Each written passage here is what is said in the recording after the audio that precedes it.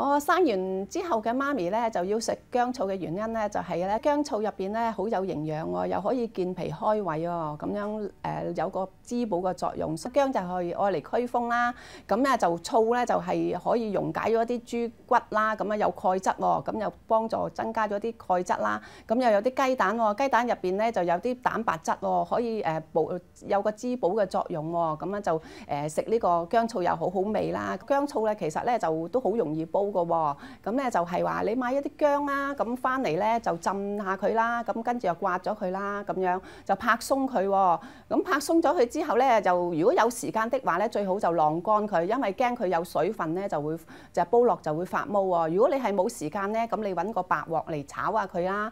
炒完咧就放落個瓦煲嗰度喎。咁另外一個煲種嚟嘅喎。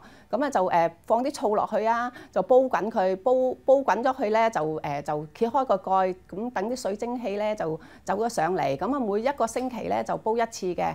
咁呢個時候咧就係唔需要喐佢嘅。咁當要過咗第10朝嗰陣時咧，要落豬腳啊、落雞蛋啊嗰陣時咧，就豬腳咧就要真係要出水啊，同埋就要出2次水比較好啲。咁啊刮乾淨佢啦。咁喺呢個時候咧就係要最重要嘅時候啦，就係要加味啦。點樣加味？咁你就要試下落嗰啲豬腳同埋嗰個豬腳同埋嗰個薑落去，咁再落啲醋落去啊。咁試下睇下佢係咪辣唔辣啊？鹹夠唔夠味啊？唔夠味咧就要落啲鹽嘅喎。咁因為有啲人咧煲啲豬腳咧，點解大家都同埋一齊煲咁樣？有啲唔好食，有啲好食啊！喺呢個咁啊喺呢個時候啦，咁要落鹽啊，要落糖啊咁樣。如果唔夠酸，又落啲黑米醋啊，咁樣嚟校味喎。咁樣嗰煲薑醋咧就會煲得就非常好味啦。